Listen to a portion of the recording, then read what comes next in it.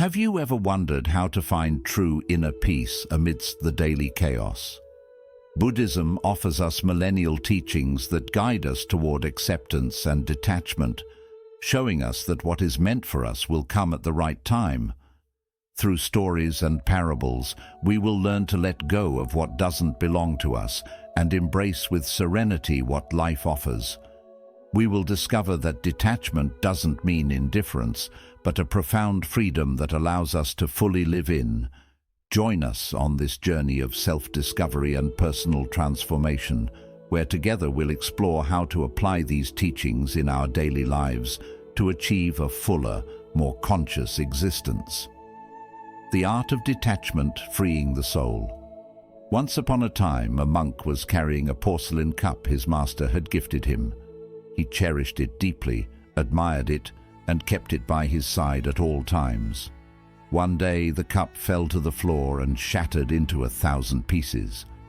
The monk felt an emptiness in his chest, but his master calmly said, "That cup was already broken from the beginning." Detachment is not indifference or resignation. It's understanding that nothing in this world is permanent. How many times do we cling to things, people, or situations, fearing to lose them? We hold on to relationships that no longer serve us, expectations that only bring frustration, and memories that keep us chained. We believe that if we let go, we lose. But in truth, letting go sets us free. Buddhism teaches us that suffering arises from attachment. We cling because we seek security in a constantly changing world. But true security is not found in the external world, but in our ability to accept impermanence. When we understand this, we stop seeing loss as tragic and start living with lightness. Think of it this way: the river doesn't cling to the water that flows, it simply follows its course. We too can learn to flow with life rather than resist its changes. How many times has life taken something away from us, only to give us something better later? But in the moment, blinded by fear and anxiety, we fail to see it. Practicing detachment doesn't mean giving up what we love. It means loving without possession, without dependence. It's enjoying what we have, knowing that at some point it might change. And when that change comes, we will be at peace. Detachment is a key that opens the door to acceptance, the next step on this path. Because once we learn to let go, we need to learn to embrace what life brings us, without resistance or struggle. Radical acceptance, embracing reality as it is. One day, a disciple approached his master and said, "Master, I suffer because life is not how I want it to be." The master smiled and replied, "You suffer because you resist what is. Life is not here to please you, it is here to teach you." Acceptance does not mean resignation or giving up. It means seeing reality clearly, without filters or self-deception. But why is it so difficult for us to accept what happens? Because our mind creates stories about how things should be. We believe that if we fight hard enough, everything will fit into place. But life doesn't work like that. Imagine you're at the beach and you see a massive wave coming toward you. You can try to stop it, curse it, resist it, or you can dive into it and let it carry you. The wave isn't going to disappear just because you don't like it. The same goes for the situations we cannot control. Resisting only creates more suffering. Accepting life as it is does not mean we should resign ourselves to what hurts us or harms us. It doesn't mean we stop fighting for what we want.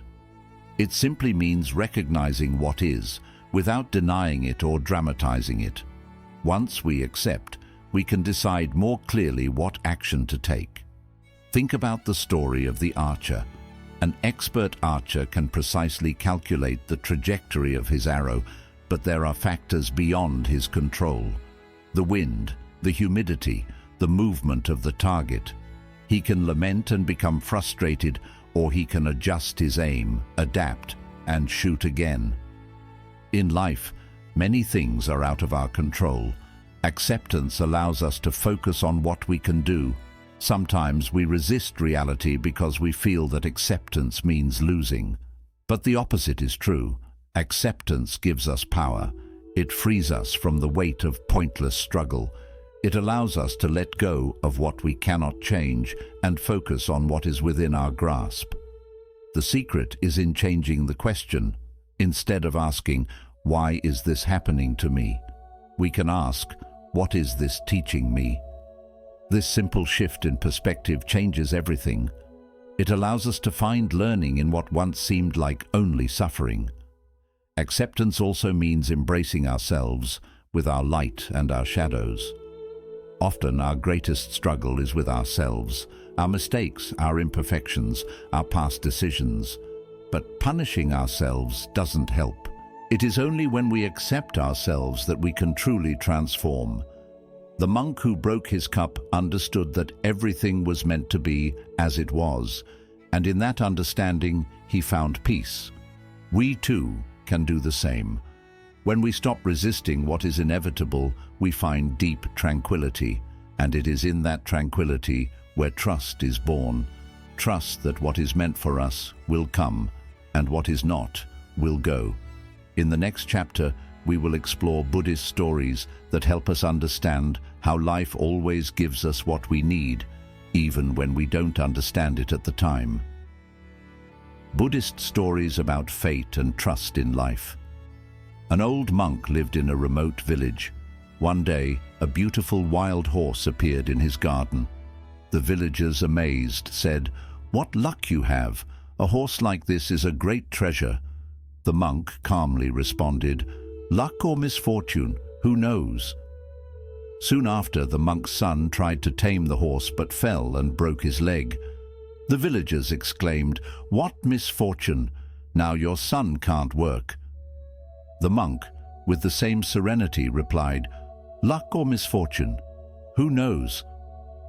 Weeks later, a war broke out, and all the young men in the village were drafted, except for the monk's son, who couldn't go because of his injury. The villagers once again said, "What luck you have!" And the monk, unfazed, replied, "Luck or misfortune, who knows?" This story teaches us something powerful. Life follows its course beyond our limited perception of the present. Many times we rush to judge what happens to us as good or bad, not realizing that every event is connected to something bigger that we cannot yet see. How often has something that seemed like misfortune eventually led us to a better place? Perhaps you lost a job and thought it was the end, but that loss led you to find something you're passionate about. Maybe a relationship ended and you suffered, but later you realized it was the best thing that could have happened. Life is wise, and when we trust its process, we stop suffering over what we don't understand in the moment. Buddhist teachers tell us that the universe doesn't take anything from us without a reason. What leaves, leaves because its cycle has ended. What comes, comes because we are ready to receive it. But to understand this, we need patience and an open mind. Another Buddhist story speaks of a man who was walking and saw a butterfly struggling to break free from its cocoon. With good intentions, the man decided to help and gently opened the cocoon. The butterfly emerged, but its wings were weak and it could never fly. The man didn't know that the effort to get out of the cocoon was necessary to strengthen its wings. By intervening, he prevented its development. How many times in our lives do we become desperate and try to force things? We want immediate answers, instant results. But the process is part of the learning. We can't open the cocoon before it's time. We can't rush what is not ready. Trusting in life doesn't mean standing still and doing nothing. It means doing our part, but without anxiety. Like the farmer who plants his crop and tends to it, but doesn't pull up the plants to make them grow faster. He knows that everything has its own rhythm. Buddhism invites us to see life through the eyes of an observer. Instead of resisting or fighting what happens, we can look at it with curiosity. What is this situation teaching me? Sometimes the lessons aren't immediately obvious, but if we look back, we see that everything has had a purpose. Accepting uncertainty isn't easy, but it's liberating. It allows us to live with less fear, with less anxiety. It lets us enjoy the present without obsessing over the future. Because in the end, what is meant for us will come, and what isn't will leave. And on this path of trust, there is a powerful tool that helps us find clarity amid chaos. Meditation. In the next chapter, we'll explore how meditation allows us to connect with inner peace and strengthen our trust in life. The practice of meditation to cultivate inner peace. In a Buddhist monastery, a disciple approached his master and said, "My mind is a whirlwind of thoughts. I try to find peace, but the more I try, the more restless I become." The master smiled and asked him to take a glass of water with dirt in it and shake it. "Now wait," the master said. Gradually, the dirt settled at the bottom and the water became clear. "This is the mind," explained the master. "If you allow it to calm, clarity comes by itself." Meditation is one of Buddhism's most powerful tools for training the mind and finding inner peace. It's not about clearing the mind or escaping from problems. It's about observing without judgment, allowing thoughts to flow without clinging to them. We live in a world filled with constant stimuli, notifications, social media, news, worries. Our minds are always busy, but when we meditate, we give the mind a break. It's like turning off the external noise to listen to what truly matters. The benefits of meditation are supported by science. It reduces stress, improves concentration, strengthens the immune system, and most importantly, helps us develop a healthier relationship with our thoughts and emotions. But beyond the benefits, meditation teaches us something fundamental: impermanence. When we close our eyes and observe our breath, we realize that everything is temporary. A thought appears and disappears.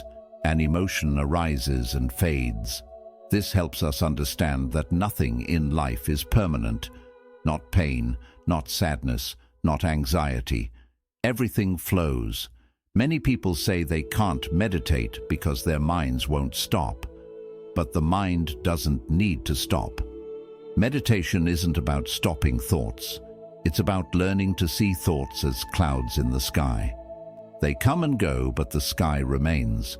There are many types of meditation in Buddhism, but one of the simplest and most effective is breath meditation. All you need to do is find a quiet place, close your eyes, and bring your attention to the air entering and leaving your nostrils. Don't try to control anything. Just observe. If your mind wanders, gently bring it back to your breath. There's no need to force anything. Another powerful practice is the meditation of gratitude.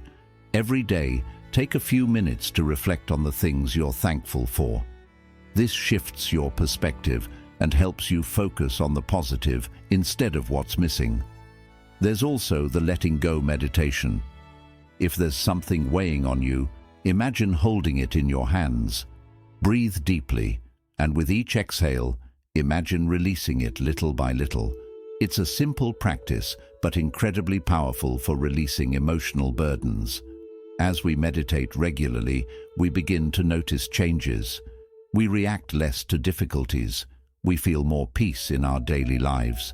We learn to live with greater presence. And this presence is key to letting go of control and flowing with life, which is the next step on our journey. Next chapter, we'll explore how to trust the universe and release the need to control every detail of our existence. Letting go of control and flowing with the universe. One day, a disciple was standing by the river with his master. As they watched the water, the master said, "Look at how it flows without resistance, adapting to every rock, every curve, every change in the path. It doesn't fight the current. It simply moves forward. We try to control everything. our relationships, our future, what others think of us. We believe that if we plan enough, we can avoid pain and guarantee our happiness. But life doesn't work that way. Like the river, it is in constant motion. When we cling to what we can't control, we suffer. Buddhism teaches us that true peace comes when we learn to let go. It doesn't mean we stop trying. It means we accept that not everything is in our hands. We can do our best, but we can't control the outcome. We can love someone, but we can't make them stay. We can take care of our health, but we can't avoid illness forever. There's a Buddhist story about a man who clung to the branch of a tree at the edge of a cliff. He was exhausted, but afraid to let go. What he didn't know was that right below him there was solid ground. If he had let go, he would have landed safely, but his fear kept him trapped. This is how many of us live. We cling to jobs that don't make us happy, to relationships that no longer serve us, to expectations that only frustrate us. We're afraid to let go because we think we'll fall, but in reality, letting go is often what saves us. But how do we learn to let go of control? First, by accepting that uncertainty is a part of life. There are no absolute guarantees. The problem isn't the uncertainty, it's our resistance to it. Instead of viewing the future with fear, we can view it with curiosity. What opportunities will life bring me? It also helps to remember that many times what we think is a problem is actually a doorway. There are people who lost their jobs and found their true calling. Relationships that ended only to make room for something better. Everything is connected in ways we can't always see in the moment. Another way to practice detachment is to stop identifying with the outcomes. We do things because we enjoy them, not just because we expect a reward. Like a painter who paints without worrying about whether or not the painting will sell. Like a child who plays without thinking about winning. When we act from this place, life becomes lighter. Meditation is key here as well. It helps us observe our fears without being swept away by them. It allows us to clearly see what we can and cannot change. Letting go of control doesn't mean we leave everything to chance. It means we trust that whatever happens, we can handle it. It means we stop resisting and start flowing with life. And when we flow, something beautiful happens. We begin to feel more compassion, not just for others, but for ourselves. Because letting go isn't just about the external world.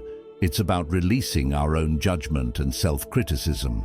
In the next chapter, we'll explore how compassion helps us live with more love and less suffering. Compassion for oneself and others. A monk was walking along a path when he saw a man striking his chest and crying. "Master," said the man, "I have made many mistakes. I have hurt the people I love, and I cannot forgive myself." The monk gently replied, "If a bird breaks its own wing for having made a mistake in flight, how can it fly again? Guilt is the stone that stops us from moving forward. Compassion is the wind that lets us continue." In Buddhism, compassion is one of the most important pillars. But it's not just about being kind to others. It's about learning to be kind to ourselves. Too often, we are our own worst critics. We punish ourselves for past mistakes, demand perfection from ourselves, and speak to ourselves harshly. We say things to ourselves that we would never say to someone we love. But what good does that harshness do? Does it help us improve? The truth is, it doesn't. Self-compassion is not an excuse to avoid growth. It is the foundation that allows us to change without fear. A tree doesn't grow stronger by being struck, but by being watered with patience. There is a Buddhist practice called metta bhavana, or loving kindness meditation. It involves repeating compassionate phrases, first towards ourselves and then towards others. It begins with something as simple as, "May I be well, may I be happy, may I live in peace." At first, it may feel strange. Many people find it difficult to wish happiness for themselves because they feel they don't deserve it. But the reality is, only when we learn to treat ourselves with love can we offer true love to others. Compassion also means understanding that we are all on a journey of learning. No one is born knowing how to live. We all make mistakes, make poor decisions, and react in ways we later regret. But if we continue to punish ourselves for the past, we can never move forward. Now, compassion doesn't mean justifying what harms us. If someone treats us badly, it doesn't mean we have to accept their behavior. We can be compassionate without allowing ourselves to be hurt. The difference is that instead of reacting with hatred, we respond with understanding. Not because the other person deserves it, but because we deserve peace. There is a Buddhist story about a man carrying a sack of stones on his back. He was exhausted, but he kept walking without letting go of the sack. A monk saw him and asked, "Why are you carrying that weight?" The man answered, "These stones are my grudges and resentments." The monk replied, "Let them go. You don't need to carry them to continue on your path. This is how many of us live, holding on to anger, resentment, and the wounds of the past. We think that by holding on to grudges, we punish the person who hurt us, but in reality, we only punish ourselves. Letting go of resentment doesn't mean forgetting, but freeing ourselves from the weight that prevents us from moving forward. A Buddhist master once said, "If you hold a burning coal with the intention of throwing it at someone, you are the one who gets burned first." Anger and hatred destroy us more than they ever affect the person we direct them towards. But how do we cultivate compassion when we've been hurt? First, by understanding that everyone acts from their level of awareness. Someone who harms others is probably suffering in some way themselves. This doesn't justify their actions, but it helps us not to take it personally. Second, we give ourselves permission to heal. We don't have to carry the wound forever. We can choose to close that chapter and move on. And third, we remember that compassion is not weakness, it is strength. It takes more courage to forgive than to hold on to anger. It takes more bravery to let go than to cling to what hurts us. When we cultivate compassion, our lives change. We stop reacting from fear and start acting from love. We become more patient, more understanding, more light-hearted. This compassion doesn't only transform our relationship with ourselves and others, but it also helps us live in greater harmony and peace with the world. It is an essential part of the path to inner peace. In the next chapter, we'll explore how we can integrate these teachings into our daily lives to live with more wisdom and fulfillment. Integrating Buddhist teachings into daily life. One day, a monk and his disciple were walking through the forest. The disciple, feeling anxious, asked, "Master, how long will it take me to reach enlightenment?" The master responded, "If you walk in a hurry, it will take much longer. If you walk with patience, it will come sooner than you think." This is the great secret of Buddhism. Transformation doesn't happen overnight. It's not about reading a book, watching a video, or immediately understanding a concept. It's about applying what we've learned day by day in our daily lives. Because there's no use in knowing that attachment leads to suffering if we still hold on out of fear. There's no point in understanding the value of acceptance if we continue to resist what life brings our way. So, how do we apply these teachings in our daily lives? How do we turn Buddhism from just a beautiful idea into a way of living? First, practice detachment. This doesn't mean giving up everything or living without emotional bonds. It means learning to appreciate without possessing. When something good enters your life, accept it with gratitude, but without the fear of losing it. When something leaves, allow yourself to feel the loss, but without clinging. Ask yourself, am I holding on to this out of love or fear? The answer will show you if it's time to let go. Second, radical acceptance. Start each day by asking yourself, what can I accept today? It could be a tough situation at work, a disagreement with someone, or a flaw in yourself. This doesn't mean giving up, but rather stopping the fight against what already exists. Only when we accept with clarity can we act with wisdom. Third, trust in life. Whenever something doesn't go as planned, remember the story of the monk's horse. Don't be too quick to label events as good or bad. Instead, ask yourself, what lesson is this teaching me? Over time, you'll realize that everything has a purpose. Fourth, daily meditation. It doesn't have to be long or complicated. Just a few minutes of mindful breathing can make a difference. If you spend 5 minutes each day observing your breath, your mind will slowly become calmer. Don't expect instant results, but with time, you'll notice you react less and understand more. Fifth, let go of control.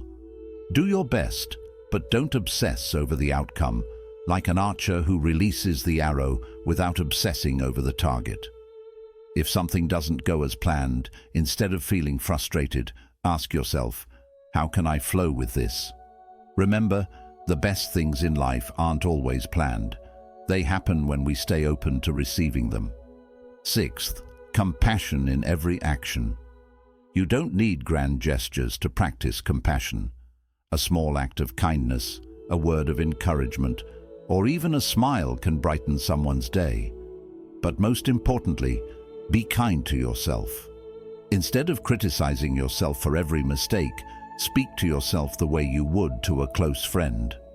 Life is a journey that never stands still. Don't expect to reach a state of perfect enlightenment. It's not about arriving at a destination, but about walking with awareness. Some days you'll forget all of this and react with attachment, fear, or frustration. And that's okay. Learning isn't a straight path. What truly matters is returning to these principles again and again. Buddhism isn't just a theory, it's a practice. The best way to integrate it is to live it, experience it, make mistakes, and keep moving forward. Each day is a new chance to apply these teachings, to let go a little more, trust a little more, and live with greater peace. If this video has helped you, subscribe to the channel to keep exploring these life-changing teachings. Leave a comment sharing which teaching resonated with you the most, and if you've ever experienced a moment when life showed you that everything unfolds in its own time. We'd love to hear from you. See you in the next video.